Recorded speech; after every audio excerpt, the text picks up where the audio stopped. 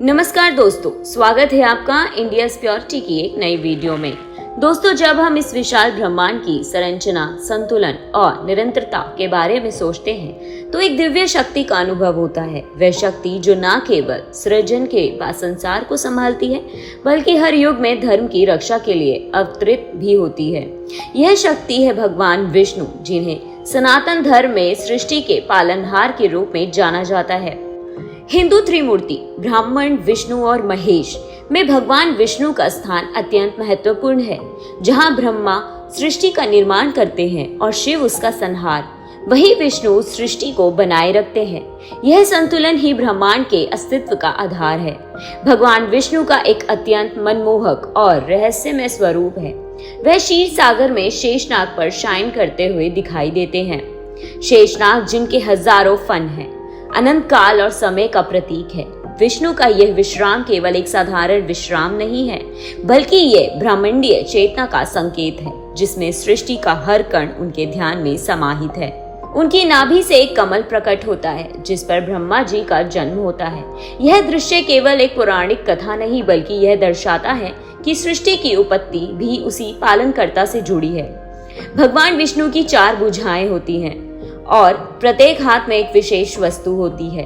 शंख, चक्र, गदा और पद्म। शंख यह ध्वनि और सृष्टि के प्रारंभ का प्रतीक है। शंख की ध्वनि को ब्रह्मांडीय कंपन माना जाता है। चक्र यह समय और धर्म की रक्षा का प्रतीक है। यह चक्र केवल एक हथियार नहीं, बल्कि न्याय का प्रतीक है। गदा यह शक्ति और ज्ञान का प्रतीक है। पद्म यह पवित्रता और सृजन का प्रतीक है, जो कीचड़ में भी खिलकर सुंदरता और शुद्धता का संदेश देता है। भगवान विष्णु का सबसे अद्भुत और प्रभावशाली पहलू है उनका अवतार लेना। जब जब पृथ्वी पर अधर्म बढ़ता है, तब तब वे विभिन्न रूपों में अवतरित होकर संतुलन स्थापित करते हैं। उनके प्रमुख 10 अवतार, जिन्हें 10 अवतार कहा जाता है, केवल धार्मिक कथाएं नहीं है, बल्कि ये मानव विकास और चेतना के विकास का भी प्रतीक माने जाते हैं। भगवान विष्णु की अर्धांगिनी है माता लक्ष्मी, जो धन, समृद्धि और सौभाग्य की देवी है। यह संबंध केवल पति पत्नी का नहीं, बल्कि यह दर्शाता है कि जहां संरक्षण है, वही समृद्धि भी है।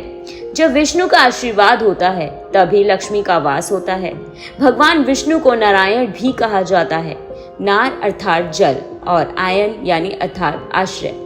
इसका अर्थ है वह जो जल में निवास करते हैं, लेकिन इसका एक गहरा अर्थ भी है, वह संपूर्ण सृष्टि के आधार हैं। विष्णु का एक और नाम है हरि, जिसका अर्थ है वह जो दुखों को हर लेता है। वह समय के प्रवाह को नियंत्रित करते हैं, लेकिन स्वयं समय से परे हैं।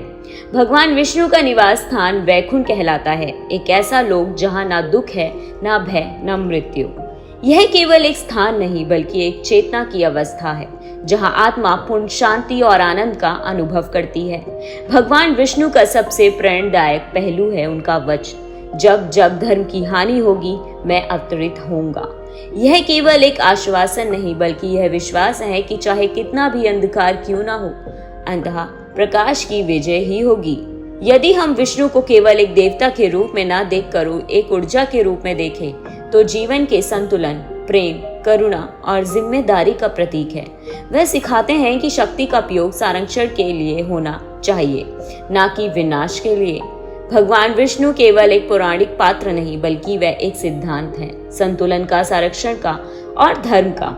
उनकी कहानियां हमें यह सिखाती हैं कि जीवन में चाहे कितनी भी कठिनाइयां आए, यदि हम धर्म और सत्य के मार्ग पर चलते हैं, तो अंततः विजय हमारी ही होगी। ये कथा हमें न केवल प्रेरित करती है, बल्कि यह भी याद दिलाती है कि इस ब्रह्मांड में एक ऐसी शक्ति है जो हर पल हमारी रक्षा कर रही है, अदृश्य लेकिन सर्वव्यापी। यही है भगवान विष्णु, अनंत, अचल और सर्वशक्तिमान।